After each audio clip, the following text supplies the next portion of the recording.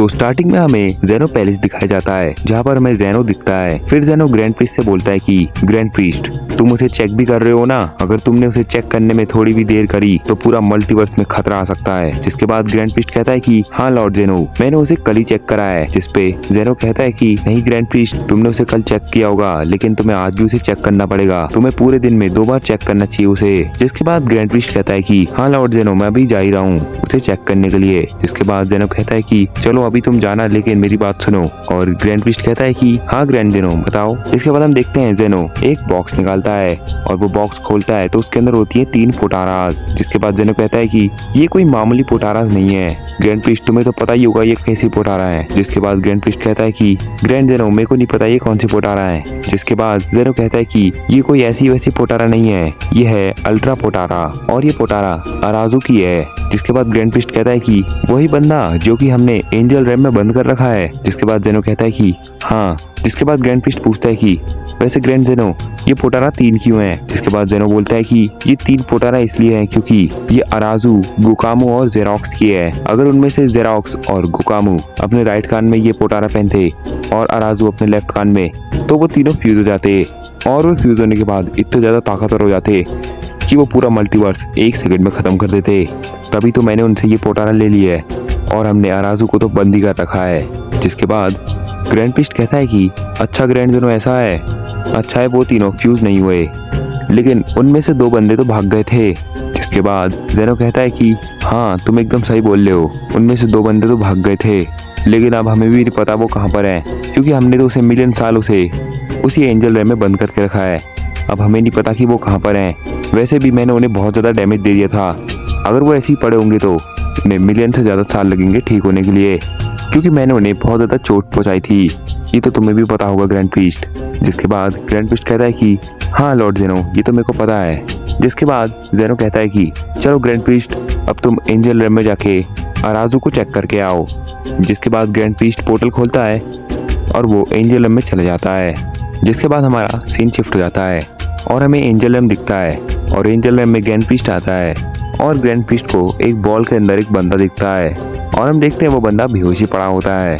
जिसके बाद वो दूसरे एंजल को बुलाता है और दूसरे एंजल से ग्रैंड प्रीस्ट कहता है कि तुम सब लोग मेरी बात सुनो, इस बंदे की रखवाली बहुत ज़्यादा ध्यान से करना, ये कहीं भागना नहीं चाहिए, अगर ये कहीं भाग गया तो पूरा मल्टीवर्स डिस्ट्रॉय हो सकता है। वैसे तो ये अभी बेहोश है लेकिन तुम फिर भी ध्यान रखना क्योंकि इसके 2 दोस्त इसे कभी भी छुड़ाने आ सकते हैं, तो तुम बहुत ज़्यादा ध्यान रखना। जिसके बाद ग्रैंड प्रीस्ट पोर्टल खोल के चले जाता है और हमारा सीन शिफ्ट हो जाता है और हमें एक प्लेनेट दिखाया जाता है जहाँ पर 2 हीलिंग चेम्बर होते हैं और उन 2 हीलिंग चेम्बर के अंदर 2 बंदे होते हैं। जिसके बाद हम देखते हैं वो दोनों हीलिंग चेम्बर टूट जाते हैं और उनके अंदर से वो दोनों बंदे बाहर आ जाते हैं और उनमें से एक बंदा बोलता है कि अरे तुम भी यही थे, मेरे को तो नहीं पता था कि तुम भी यही होगे, चलो हम बच तो गए हैं। जिसके बाद उसके बगल में खड़ा हुआ बंदा भी बोलता है कि हाँ पता नहीं पर हम यहाँ पर कैसे आए, अच्छा लगता है कि हमें इन लोगों ने बाहर निकाला होगा जो हमारे अंडर ही काम करते हैं, लेकिन अराजू कहाँ पर है। जिसके बाद उसका दूसरा बंदा बोलता है कि ये तो मेरे को भी नहीं पता, मेरे को लग रहा है कि जेनो और ग्रैंड प्रीस्ट ने उसे कहीं पर कैद करके रखा है क्योंकि जेनो को सबसे ज़्यादा डर अराजू से ही लगता था। जिसके बाद उसका दूसरा बंदा बोलता है कि हाँ तुम एकदम सही बोल रहे हो, लेकिन उसने अराजू को कहाँ पर कैद किया होगा। जिसके बाद दूसरा बंदा कहता है कि वो कहीं पर भी ऐसे अराजू को कैद नहीं करेंगे, वो कहीं स्पेशल जगहों में ही अराजू को कैद करेंगे और सबसे ज़्यादा स्पेशल जगह जो कहीं पर भी ढूंढने में नहीं मिलती है वो है ग्रैंड प्रीस्ट की एंजल रैम। मेरे को लग रहा है कि ग्रैंड प्रीस्ट ने ही उसे कैद किया होगा, वो भी अपने एंजल रैम में, क्योंकि वहाँ पर बहुत ढेर सारे एंजल भी हैं जो कि अराजू को भागने नहीं देंगे। जिसके बाद दूसरा वाला बंदा कहता है कि हाँ तुम सही बोल रहे हो, ऐसा भी हो सकता है, तो चलो हम पहले एंजल रैम में चेक कर लेते हैं, अगर हमें वहाँ पर अराजू मिल गया तो हम उसे छुड़ा के कैसे भी करके ले आएंगे। जिसके बाद हम देखते हैं वो बंदे एंजल रैम की तरफ चले जाते हैं और हमारा सीन शिफ्ट हो जाता है।